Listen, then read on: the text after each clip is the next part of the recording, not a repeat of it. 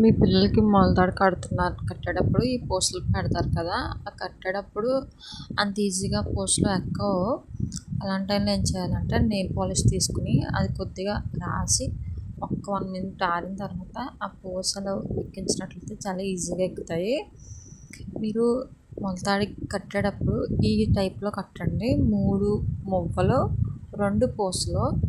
ఈ మోడల్లో కడితే చాలా నిండుగా ఉంటుంది. పిల్లలకి వాళ్ళకి గుచ్చుకోదు కూడా, చూడడానికి బాగుంటుంది, దిష్టి తగలకుండా ఉంటుంది. అలానే మీరు ఏ ట్రిక్ యూజ్ చేస్తారో పూసలు కట్టేటప్పుడు నాకు కామెంట్ చేయండి. ఈ ఐడియా మీకు నచ్చిందా లేదా కూడా కామెంట్ చేయండి.